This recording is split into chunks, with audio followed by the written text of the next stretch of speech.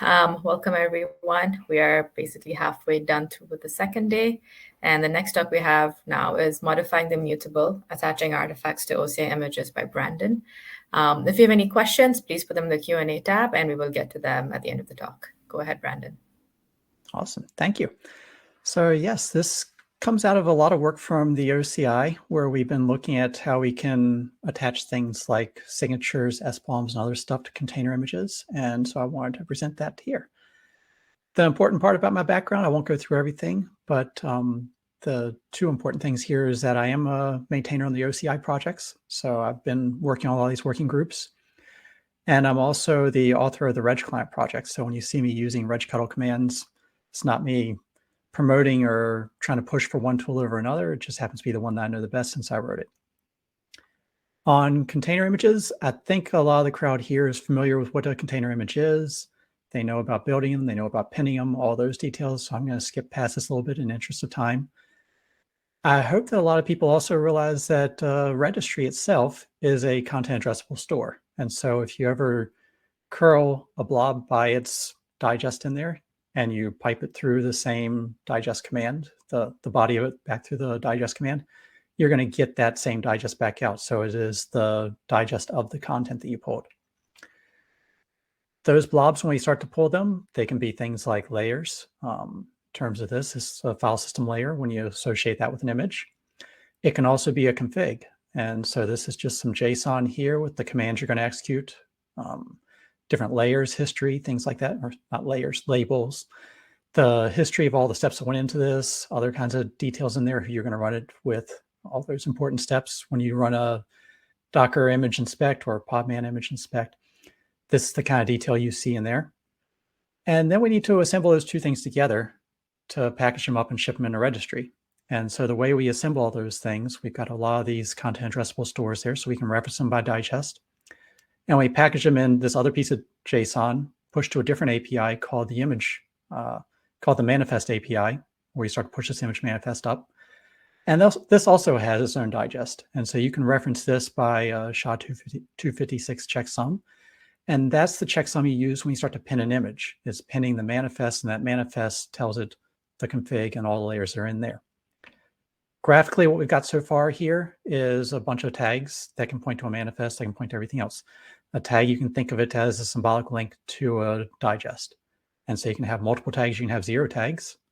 You can have a tag that points to one manifest one day and a different manifest the next day. And so a lot of people, when they start to pin things, they want to make sure they're talking to the very specific thing they're pushing. Importantly, out of this, when you start to think about that structure we just created, you've got a digest on a manifest that has a digest on all the content as its content. We created is effectively a Merkle tree. And so that Merkle tree, when you reference that digest on the root, you know that none of the digest on any of the child objects have changed, because if they did, they would change the digest that was inside of that root object itself. So that's a very handy property when we want to get some kind of concept of immutability across a very big data structure, some reusability between all the different objects in that data structure, and the security that comes along with this. And so it gives a nice handy property there. It's also, people also refer to it as a DAG, a directed acyclic graph. Again, we were already talking about it being a content addressable store, but the important thing about this is that we have immutable content that's pushed up to the registry. Another big important detail here that people have been seeing lately is that we have a different kind of manifest, which is the multi-platform manifest that's referenced as a manifest list, if you look at the Docker media types, or on OCI, we call this an index. And all this is just an array of manifest that we push up in some JSON. Has its own little media type in there, but it is just a set of manifest. And the important data object in there is this descriptor. We also had the same descriptor concept over on the image. When you looked at that image manifest, it had descriptors for each of the layers, a descriptor for the config. The descriptor is a digest, it's a media type, and a size. And then here we add some extra data called a platform, so we could differentiate between two different objects inside of this multi-platform list. Graphically, what this looks like is that we now have our tag that points to the top level index or manifest list. And that then points to all the descriptors for each of the different individual platforms. And then each of those platforms have their own config and their own layers. So now we've got this. This is kind of the world that we see today, what people are used to. The other thing we see today is that we can push artifacts up to a registry. So it's not just container images anymore. We see people pushing signatures. We see people pushing Helm charts, SBOMs, all kinds of data up to registries. And that's possible because you can put anything you want to inside the blob. And so when you push up one of these blobs, I can push up, in this case, a little string that just says contains electrons. And then I need to wrap that in a manifest now. And so the manifest, I change the media type on the config descriptor. And so this config, instead of saying that I'm an image, it says that I'm this little EBOM config, EBOM short for the electron bill of materials. And for that, I've got a little dedicated config there, but I've also got layers, and the layer has the digest of that blob that we just pushed up there. And this is how we wrap an artifact inside of OCI, is we just put it as a layer and we ship it up. And we can do this today. This, like I say, this is what we use when we start pushing Helm charts. This is what's used when we start pushing signatures and other kinds of data up to a registry. The challenge we were looking at is, how do we associate one to the other? How do we say, here's an SBOM that is generated off of this image, off of a specific image? Or more importantly, here's an image. Is there an SBOM for this image? Is there a signature for it? How do we add that content? And importantly, our content is immutable, right? We've got this image that you can't change.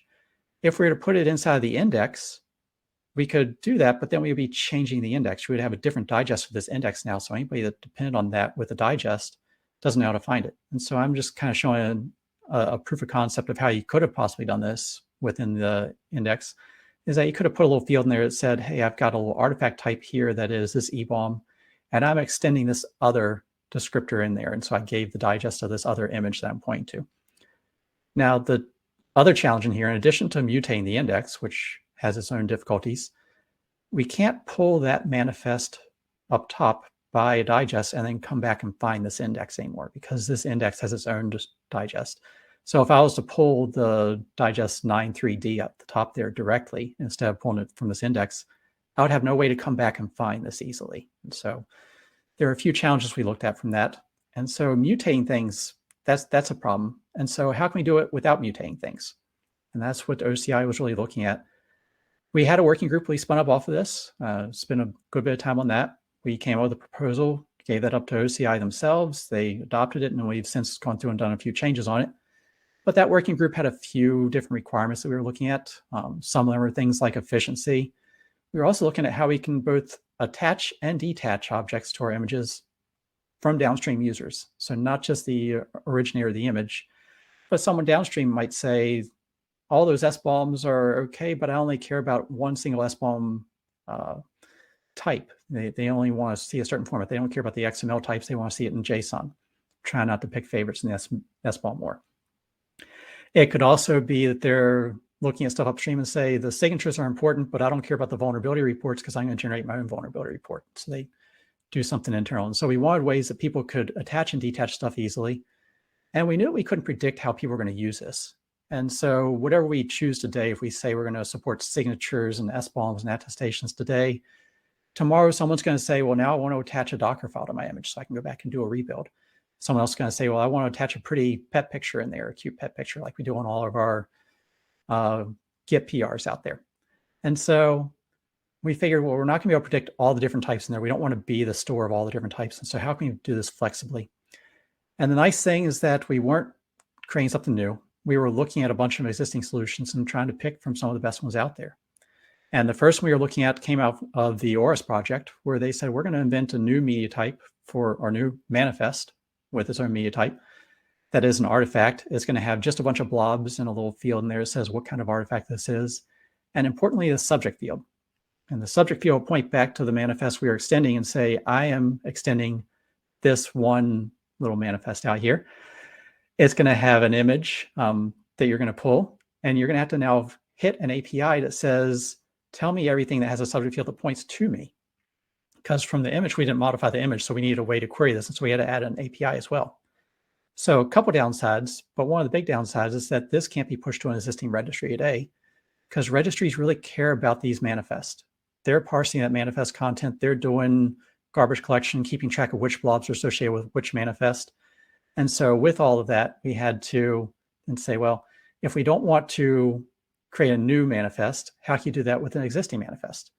And conveniently, the image manifest we've already been looking at, that we've already been shipping artifacts with today, if you ship a Helm chart, if you ship some of these other things, they're being pushed with the image manifest. It can be extended a little bit. We saw how you can just tweak the config media type in there.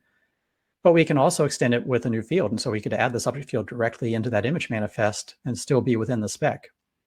And so we looked at doing that. Importantly, this allows us to push it to an existing registry, but it doesn't allow you to add the new API automatically, to an existing registry. It means a new version of the registry. So we can push this up there, but we can't find it still. So that's kind of a con to the pro here. And so the other option we were looking at was to say, well, we can add a new tag, just like what the cosign team does when they start to push some of their signatures up there. They've got a format for the tag that just has the digest of that manifest on the left inside of the tag itself. And so you can query and say, I pulled this manifest on the left. Let me find this tag, and that leads you down to all these manifests. So we were looking at all those, and we said, what do we want to do? What should we pick? And the answer we came out with when we chose between A, B, and C is we just said yes. The joy of developing anything when you design by committee is that you just kind of do everything.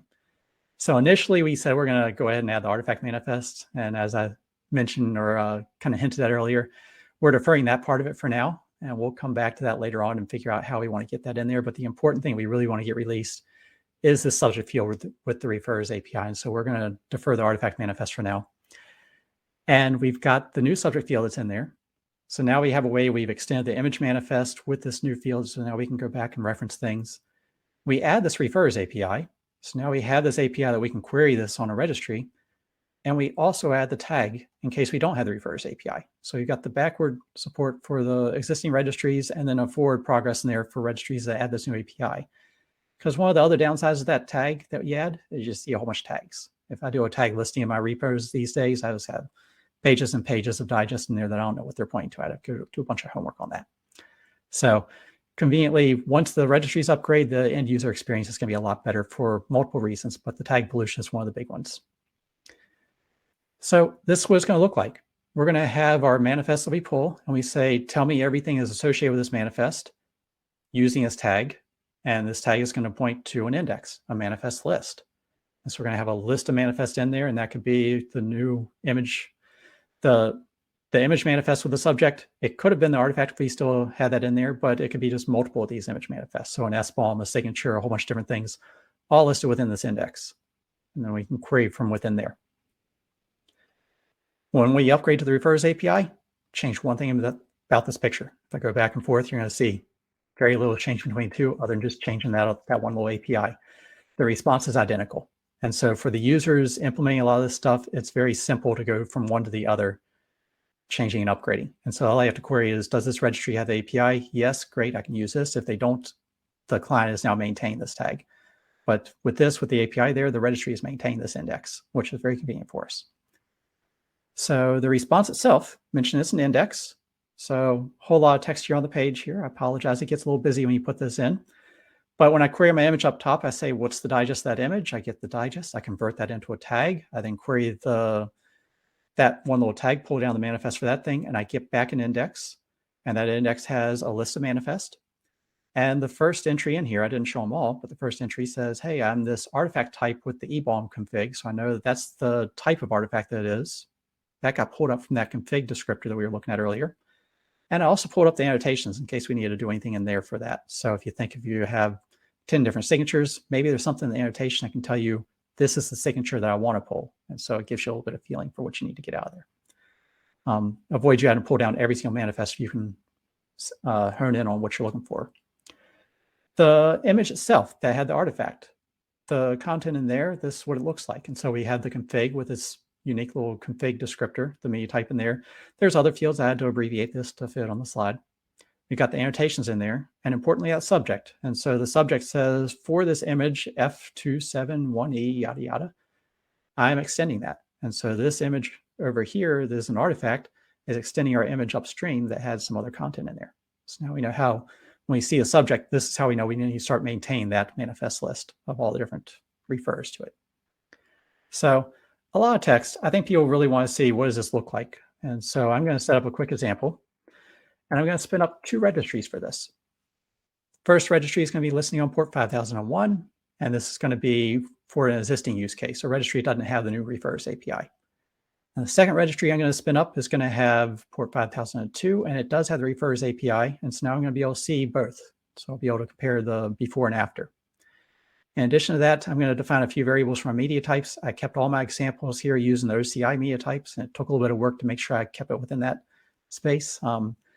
Few different reasons for that, but it just kept a lot of those examples a lot easier.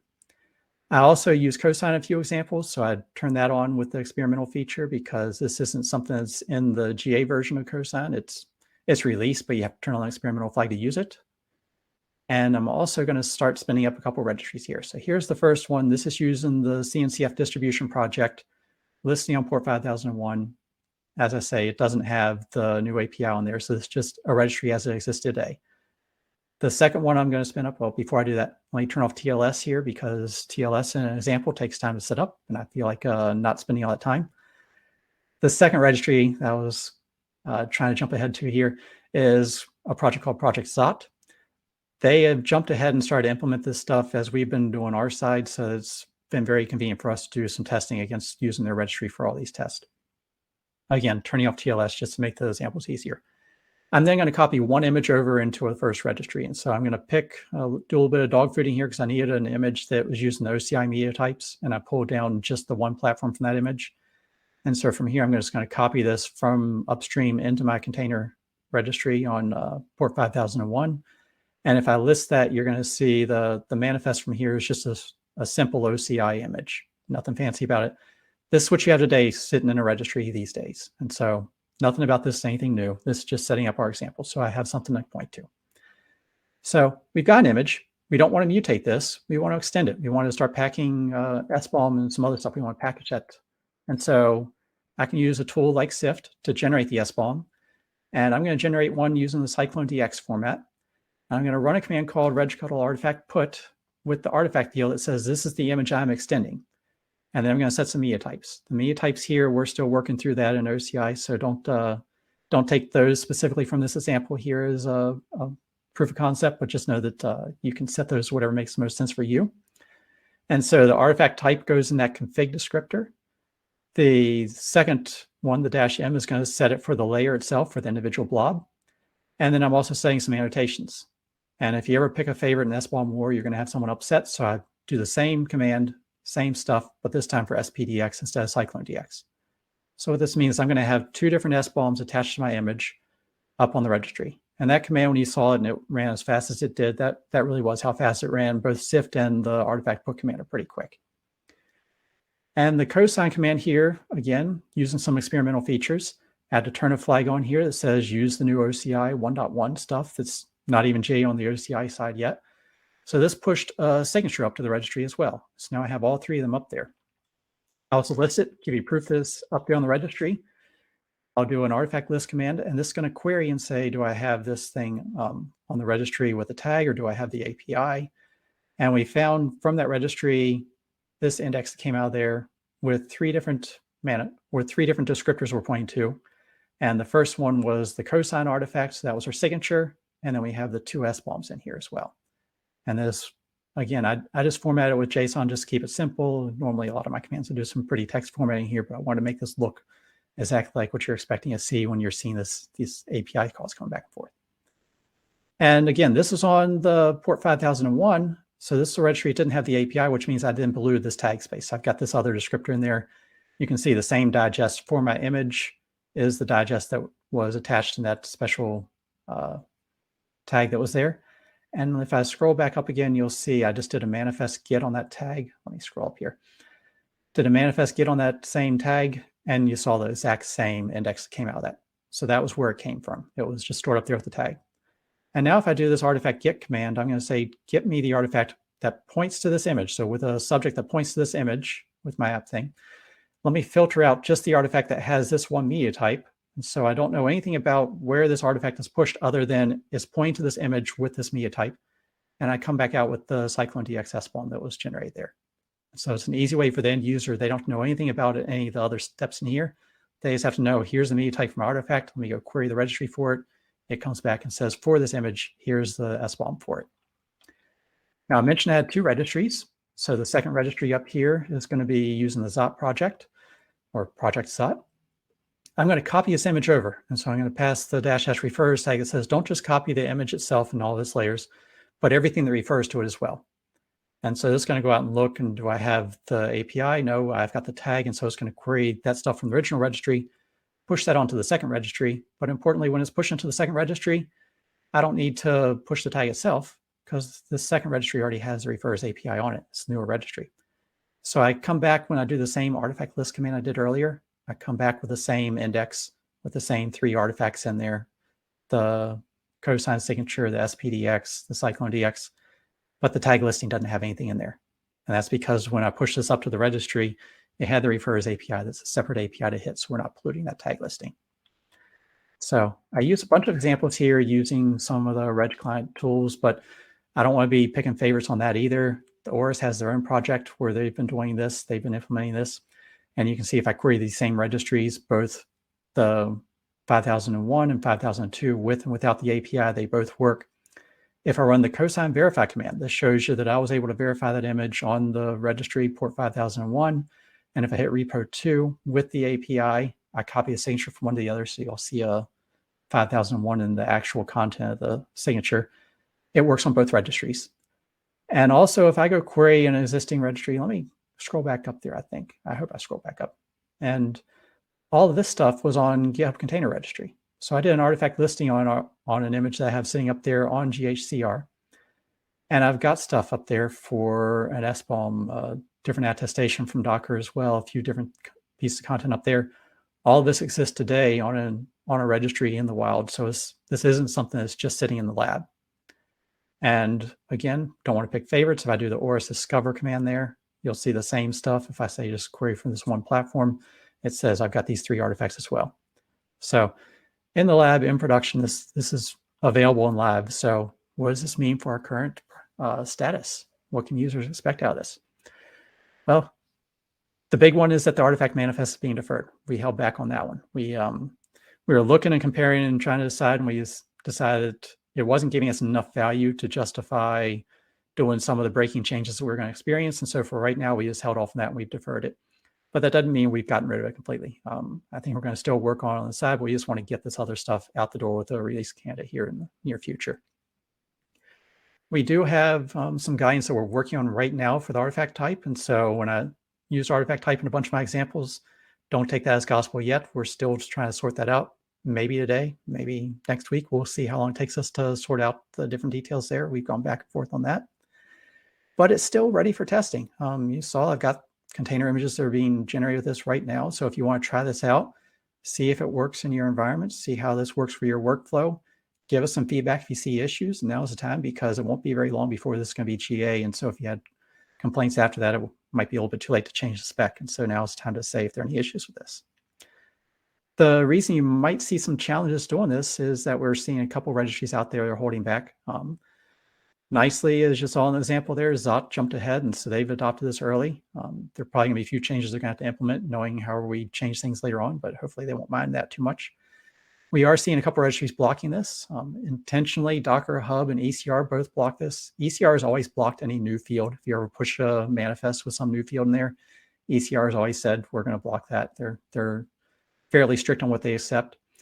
Harbor blocks anything if you push it up there with a where was I going with that? Oh, they're blocking the API itself. And so if you try to query the refers API, they send a 401 response back to that, an authorization denied error. And so they're trying to block you uploading a manifest with the subject by hopefully blocking you a step early. It's undefined behavior from the client, so that can result in clients still falling back and pushing the field as a subject anyway, but we'll see about that. I see the question about Quay. Quay and Harbor were both on this list before. Not Quay and Harbor. Quay and GitLab were both on this list before. And Quay took off their block on the media type with the config media type.